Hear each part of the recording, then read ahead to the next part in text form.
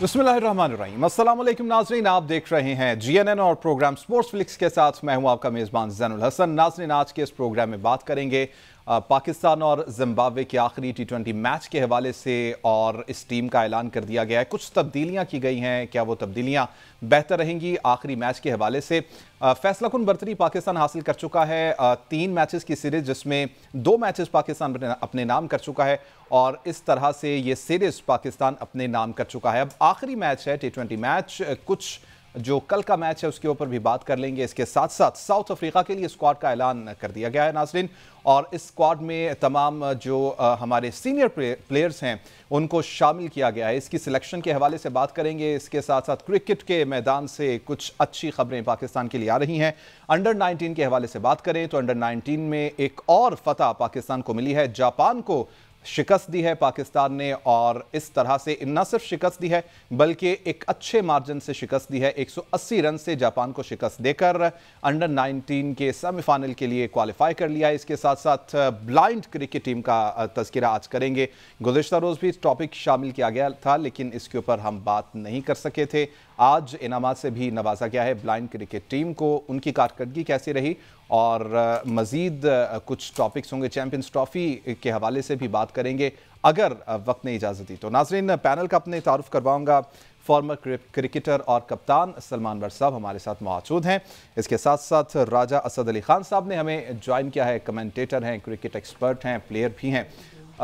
सबसे पहले राजा साहब आपकी जानिब आ जाते हैं। कल के मैच के हवाले से कहिएगा, मुतमईन है कारकर्दगी से पाकिस्तान टीम की? हमने जो ODI था उसमें पहला ODI उनको दे दिया जिम्बाब्वे को, लेकिन अब T20 में अच्छा परफॉर्म कर रही है ओवरऑल टीम। देखिए, ये कतर नज़र इसके कि आगाज़ भट्ट साहब ने करना था, लेकिन भट्ट साहब कैसे थके हुए पहुंचे, लिहाजा उन्होंने कहा कि मैं ज़रा साल ले लूँगा मुझे आपने मौका दिया है। तो हस्ब बरातब में तो भट्ट साहब का, क्योंकि कप्तान हैं और सारा कुछ है, हम सब के लिए बड़े मोतबर हैं।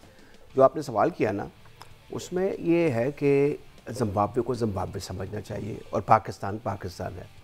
ये वही कुछ हुआ जो कि एक कमज़ोर टीम के ख़िलाफ़ एक निस्बतन इस वक्त हम बेहतर टीम है, निस्बतन इस वक्त जो सूरत हाल है। पाकिस्तान ने नौजवान क्या कहें जो दस्तियाब बेहतरीन वसाइल थे, कुछ लड़कों को रेस्ट दे दिया, जिसमें कप्तान भी शामिल थे और साबिक कप्तान भी शामिल थे और एक फास्ट बॉलर भी शामिल थे।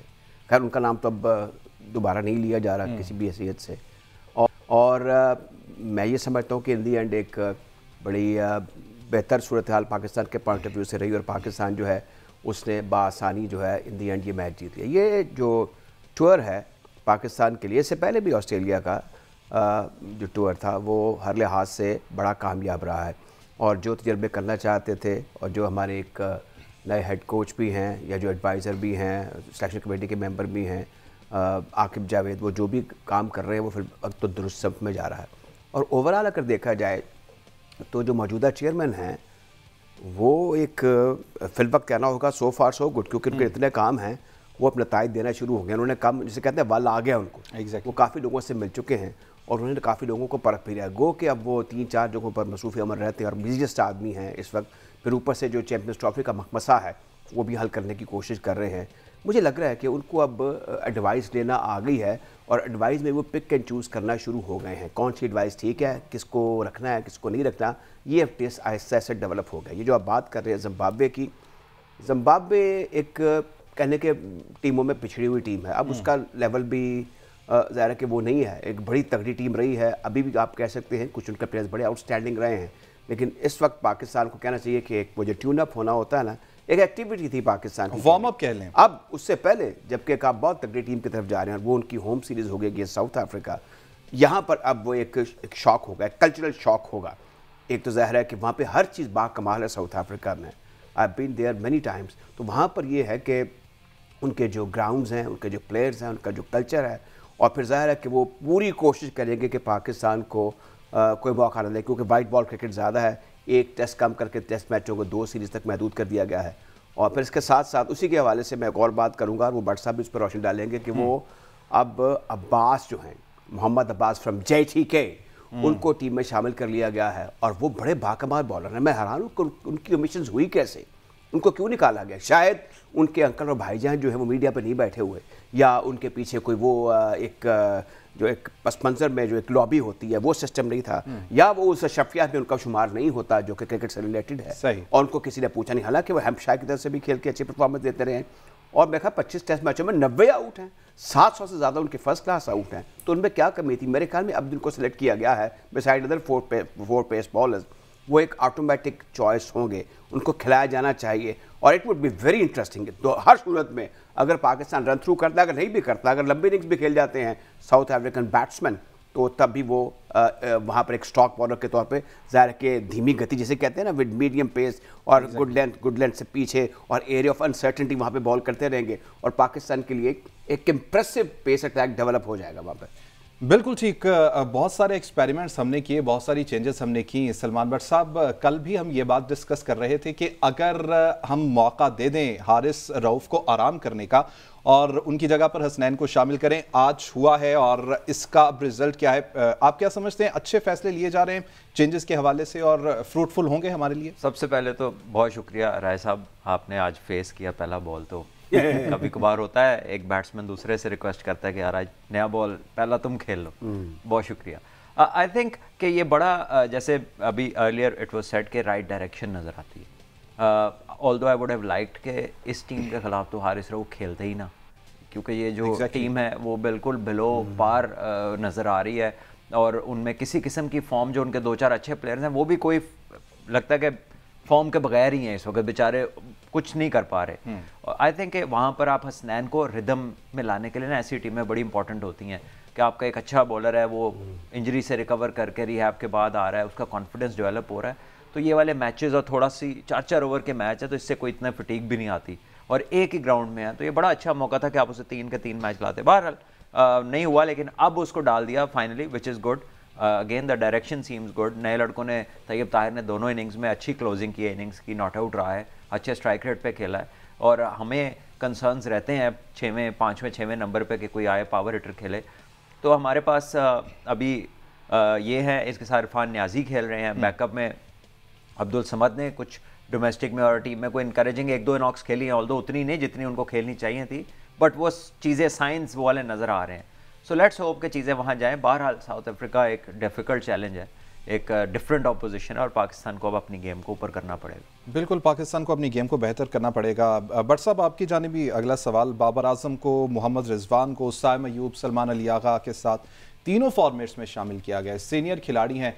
क्या कहेंगे इन जो टीम अनाउंस की गई है साउथ अफ्रीका के हवाले से पाकिस्तान? देखिए, जैसे मैंने पहले कहा कि एक फार मोर एस्टैब्लिश्ड, एक्सपीरियंस्ड और स्किलफुल अपोजिशन है, नथिंग लाइक जिम्बाब्वे ऑब्वियसली, लेकिन अगर ये अच्छा खेलें तो they can be as good और बेटर देन ऑस्ट्रेलिया, जो हमने उनके साथ वाइट बॉल खेली है, क्योंकि इनके काफ़ी सारे प्लेयर्स हैं जो बड़े स्ट्रॉन्ग हिटर्स भी हैं बॉल के, और उसके अलावा इनका बॉलिंग अटैक भी अच्छा है। So I think Pakistan will have to play good cricket, और उसके लिए आपको अपने मोस्ट एक्सपीरियंस प्लेयर्स की ज़रूरत होगी, जिसकी वजह से बाबर आजम को तीनों फॉर्मेट्स में उन्होंने लेकर आए। और ये वो जगह है जहाँ पर बाबर आजम की कैप्टनसी में आप सीरीज़ भी जीते थे, और उसने सेंचुरी भी बनाई थी T20 मैच के अंदर।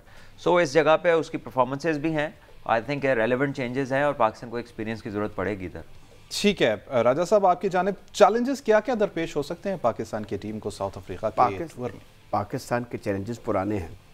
एक वही जो हमारी एक वर्नेबल बैटिंग लाइनअप है, और फिर एक और इशू है जो बड़ा प्रजिस्ट कर रहा है, वो ये है कि प्लेयर्स में they are very slow starter by all mean. आप सीरीज़ का आगाज़ करेंगे, कंप्लेसेंट हो जाएंगे, आप इनिंग्स का आगाज़ करेंगे, कंप्लेसेंट हो जाएंगे। आज भी 3 विकेट जापान के खिलाफ, इमेजिन करें ना, जापान के खिलाफ आपने 60 नहीं हुए, 3 विकेट आपकी गिर गई, फिर 80 पर 83 पर आपकी चौथी विकेट गिर गई।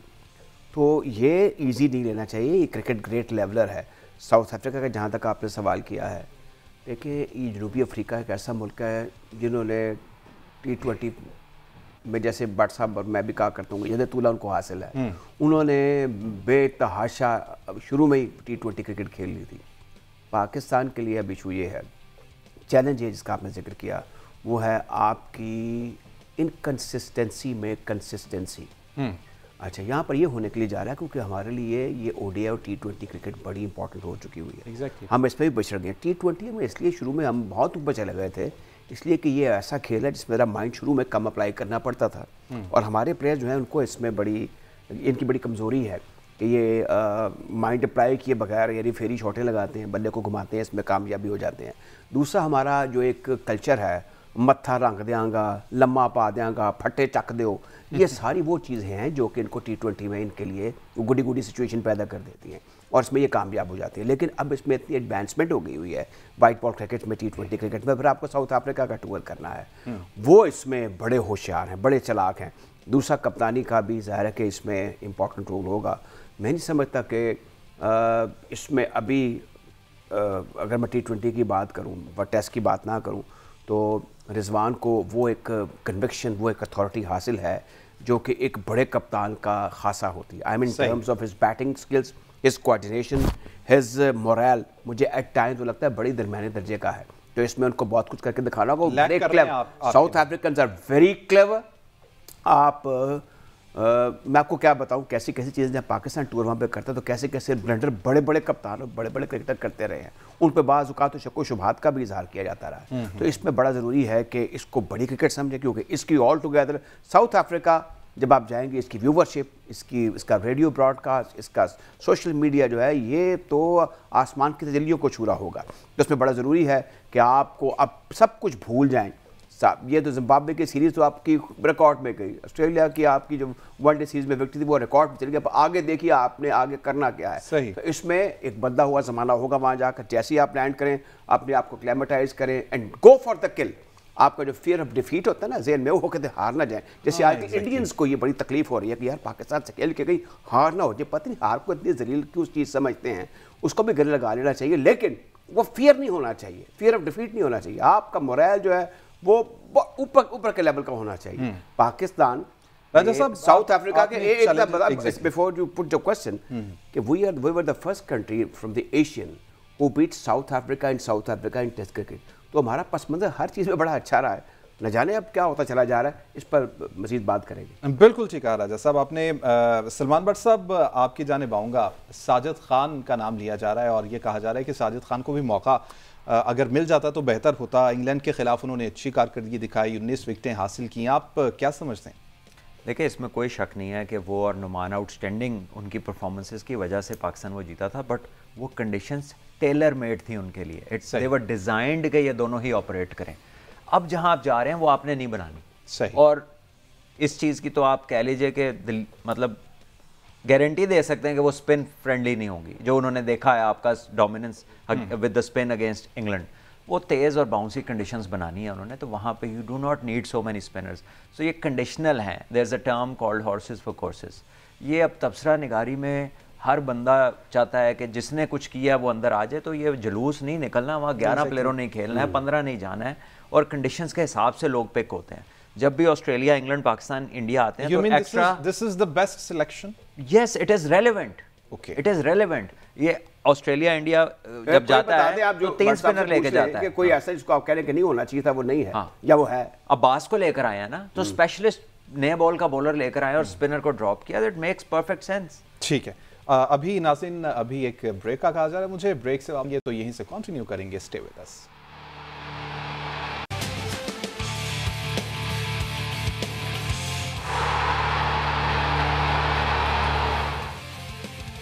वेलकम बैक नाज़रीन। बात कर रहे हैं साउथ अफ्रीका के दौरे के हवाले से। आज स्क्वाड का ऐलान कर दिया गया है। सलमान भट्ट साहब हमारे साथ मौजूद हैं और राजा असद अली खान साहब हमारे साथ मौजूद हैं स्टूडियोज़ में। सलमान साहब, आपने बड़ी ज़बरदस्त गुफ्तगू की। आपने कहा कि एक बैलेंस स्क्वाड है जिसका ऐलान किया गया है।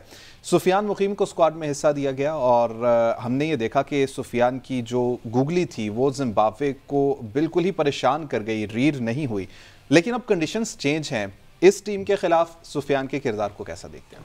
देखिए, डिसेप्टिव तो है वो, इसमें कोई डाउट नहीं है, but you expect better players to cope better with him. Zimbabweans too many shots too early, बहुत सारा inexperience, inability to pick up, और फिर स्किल सेट्स भी उनके और साउथ अफ्रीका के बड़े डिफरेंट, ज़मीन आसमान का फ़र्क है। So for Sufiyan lots of confidence, लेकिन he has a different opposition at hand.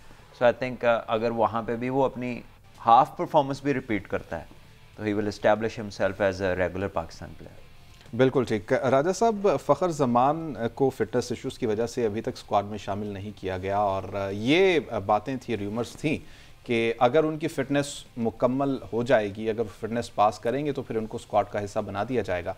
आप समझते हैं फ़िटनेस के ही मसाइल हैं या जो एक ट्वीट उनकी जानिब से किया गया था अभी तक उसका खुमियाजा भुगत रहे हैं वो? उसकी पादाश मुझे लगता है कि उनको सज़ा दी गई है, लेकिन ये जो एक बैट्समैन होता है इस पर व्हाट्सअप भी कर सकते हैं। मुझे भी एक दर्जे पर ये अव्वल दर्जे की क्रिकेट में ये तजर्बा है कि बैट्समैन को किस किस्म की प्रॉब्लम्स होती हैं, फिटनेस के कैसे कैसे इश्यूज़ होते हैं, इस तरह के नहीं होते। फिर एक ये भी है कि पीसीबी के मीडिया डिपार्टमेंट को इस हवाले से एक हेल्थ बुलेटिन उनका जारी करना चाहिए था कि उनकी हेल्थ की कंडीशन, वो एक फॉरमोस्ट क्रिकेटर हैं, एक माने हुए बैट्समैन हैं, मैच जिताने वाले बैट्समैन हैं। अगर उनके साथ कोई ऐसा इशू है तो let the PCB come, let तो नहीं होगा, ज़ाहिर है कि उनको करना चाहिए था, उनको करना ये चाहिए था कि बताते कि ये नौइयत है। अब इस तरह तो ये मुझे समझ में नहीं आ रही कि ये तो हरासा करना है किसी को, कि आपने एक जुर्म किया, फिर आपने माफ़ी भी मांग ली, फिर उसके बाद जिसे डबल जॉपर्डी कहते हैं कि नहीं जी नहीं, आपको और सज़ा मिलेगी, अभी आपको और हम बाहर रखेंगे। अब ये अपने अंकल्स वगैरह को बता दिया करते हैं प्लेयर्स जो हैं, ये जो खबर हमें मिल जाए, हम तो उनसे, हमारी लायक नहीं है, शायद भट्ट साहब की हो, कि भाई बताएं क्या सूरत हाल है, आप क्यों अभी तक फिट क्यों नहीं हो रहे, कहाँ से इलाज करा रहे हैं, किस नौइयत की आपकी इंजरी है। जो बैटर्स हैं उनकी इंजरी इतनी लंबी नहीं होती, आमतौर पे पेस बॉलर्स की होती है। चलिए स्पिनर्स का अगला कदम बाज़ औक़ात आगे पीछे हो जाता है, कोई ग्राइंड के इशू है, कोई रिब के इशू हैं, कोई हेयरलाइन फ्रैक्चर छोटा मोटा है। बैट्समैन, और ये बैट्समैन को इसी वक्त सब कुछ होना था जबकि उन्होंने ट्वीट किया है या उन्होंने एक अंदर की खबर बाहर की है। तो ये सारी ऐसी बातें हैं जिस पर सोच विचार होना चाहिए। उनका एक ऑल्टरनेट तो आ गया है, बट अभी ज़ाहिर है कि उन जैसा बन के जब हम एक्सपीरियंस प्लेयर्स की बात करते हैं तो फ़खर जमान का नाम भी इसमें शामिल होता है। भट्ट साहब, आप क्या कहना चाहेंगे? राजा साहब ने ये कहा है कि, और बड़ी वैलिड बात उनकी जानिब से बोली गई कि जो बैटर्स के इश्यूज़ हैं या बैटर्स की जो फिटनेस मसाइल हैं वो बॉलर्स जैसी नहीं है, लेकिन हम देख रहे हैं कि एक बैट्समैन इतना अरसे तक अपनी फ़िटनेस के हवाले से उसको क्या परेशानी है, क्या समझते हैं आप?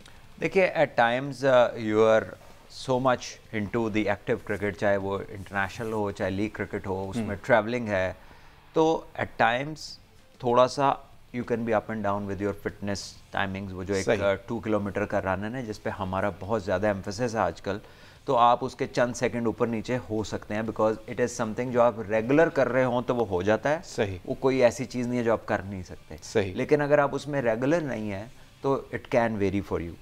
और आई थिंक उसके साथ यही हुआ होगा, because remember he went to West Indies और वहाँ से उसे वापस बुलाया गया फिटनेस टेस्ट देने के लिए। exactly. अब वेस्ट इंडीज़ जब आप जाते हैं, पहले आप इंग्लैंड फ्लाई करते हैं या यूएस, और वहाँ से कनेक्टिंग फ्लाइट्स लेते हैं, इट्स अ लॉन्ग फ्लाइट, और फिर उसके बाद उतरते ही इतना टाइम डिफरेंस है कि 1-2 दिन तो आपको वैसे ही होश नहीं आती, और उसने आके फिटनेस टेस्ट दिया।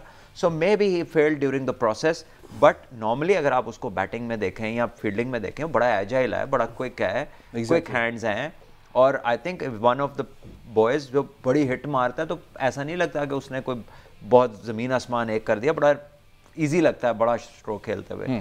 सो आई थिंक वो चीज़ें मैटर कर सकती हैं, बट आई थिंक कि फ़खर जमान का जो मेन इशू था वो तो चेयरमैन साहब ने खुद बता दिया था कि उनका जो उन्होंने बोला शोकॉज जो है, उन्होंने क्लियर बात की थी, didn't means his words at all. उन्होंने कहा कि यार ये आप नहीं कर सकते being a contracted player, and then we also knew कि वो रिजॉल्व हो गया इशू। इतनी लंबी सजा देना, is it? I am coming to that. ये अभी जो लेटली जिस वजह से जो मुझे पता है वो ये है कि उनके नी में एक इशू था, और ये आज का नहीं है, ये बहुत पहले का है। सो इफ इट हैज़ रीअकर्ड, एक दफ़ा पहले भी ये काफ़ी अरसे के लिए रिहैब में गए थे रिगार्डिंग नी और लोअर बैक, तो अगर तो वो कोई चीज़ रीअकर कर गई है उसका मुझे इल्म नहीं है, लेकिन सुनने में यही मिल रहा है कि it has something to do with his knee. Exact details मेरे पास नहीं है। ख़ास चीज़ एक डाइट प्लान भी होती है, ट्रेनिंग पैटर्न भी होते हैं। आप क्या समझते हैं कि किन चीज़ों में ख़राबी है फिटनेस के हवाले से? देखिए, हम लोग ना जेनेरिक फिटनेस में सही, हम जिस तरह role oriented, man specific, player specific जो चीज़ें हैं ना, पीक परफॉर्मेंस पिरामिड्स हमारे नहीं बने हुए, हमें इल्म नहीं है कि हर इंसान का जो डाइजेस्टिव सिस्टम है, उसका जो रिएक्शन है to the food that he takes, वो डिफरेंट है, वो डिफरेंटली बॉडी आपकी रिस्पॉन्ड करती है डिफरेंट कंडीशंस को, आपके वाटर लेवल्स, आपके स्लीपिंग आवर्स, आपके रिकवरी आवर्स, बड़ा फ़र्क है इन चीज़ों में, और ये मैन टू मैन वेरी करती हैं। और फिर एज के हिसाब से हार्ट रेट का थ्रेशोल्ड भी आपका वेरी करता है। हम अभी उतनी डिटेल्स में गए नहीं हैं, हमारा एक ही फिटनेस टेस्ट है, चाहे 35 साल का लड़का है चाहे 22 साल का लड़का है, चाहे 18 साल का है, हमारा एक ही थ्रेशोल्ड है, एक ही डिस्टेंस है, एक ही उसकी टाइमिंग है और हम जेनेरिक्स के अंदर हैं। तो I think the way forward in the future would be people having their personal trainers. आप देखें दुनिया में जितनी भी बड़ी स्पोर्ट है विद जो बहुत टॉप नॉच आपके एथलीट्स हैं, दे हैव पर्सनल ट्रेनर्स। वो एक एक माइन्यूट डिटेल उनकी नोट कर रहे होते हैं, उनको अपनी पीक परफॉर्मेंस गेज करनी आती है कि क्या खाना है, कितना सोना है, कितना वर्कआउट होगा, इस एज में क्या है, पिछले साल ये था तो अगले साल क्या है। हमारे यहाँ सिर्फ जेनेरिक्स हैं अभी तक। सही सही, काम करने की ज़रूरत है काफ़ी। बट सब चैंपियंस ट्रॉफी के हवाले से अब ये एक ज़राए की जानिब से खबर सामने आ रही कि कल तक फाइनल हो जाएगा कि क्या होने जा रहा है। इतना लंबा वक्त हो ही ना जाए ये फाइनल, ये तो इसको इन्होंने कोई ऐसा फैसला बना लिया कि जिसपे पूरी दुनिया की अटेंशन को पकड़ पकड़ के मुंह मोड़ ऐसा लगता है कि जैसे बिल्कुल ही उसके भी हाथ में चीज़ें नहीं है और वो भी ऐसा है जैसे घुटने टेक दिए आईसीसी ने। चले मुबारक हो, मतलब उनके मतलब उनसे किसी ने पूछा तो है कम से कम। बात यह है कि इसमें इतनी माकूल बात है जो पाकिस्तान ने की है, मतलब इससे ज़्यादा मुनासिब बात हो नहीं सकती। भाई आप नहीं खेलना चाहते मत खेलिए, लेकिन जब आपके यहाँ टूर्नामेंट होगा तो पाकिस्तान भी हाइब्रिड खेलेगा। तो पाकिस्तान ने क्या गलत कहा है? अगर इंडिया कहती है हम फाइनल पहुंचे फाइनल बाहर होगा, तो पाकिस्तान भी फाइनल पहुंचे तो फाइनल बाहर होगा। So there should be absolutely no reason. किसी से आप घर जाना पसंद नहीं करते तो जाहिर है फिर आप उसको घर बुलाना भी पसंद नहीं करते। बिल्कुल। तो ये अब ज़रूरी है कि जी आपके लिए वो आए, आप उनके लिए ना जाएं। तो मेरा ख्याल है इससे ज़्यादा माकूल बात तो हो नहीं सकती। बहरहाल मैंने कुछ ना लेटली ऐसा नोटिस किया है कि there is all right, you are an economic power in cricket and growing economy in the world, but there is other side to things as well. ठीक है, अब ऐसा लगता है कि बहुत सारे उनके एक्सपर्ट्स ना वो they are showing the muscle of money. जब बहस ख़त्म होती है ना तो they are trying to tell कि बिकॉज हम ये हैं तो बिकॉज दैट्स वाई हम ये कर सकते हैं।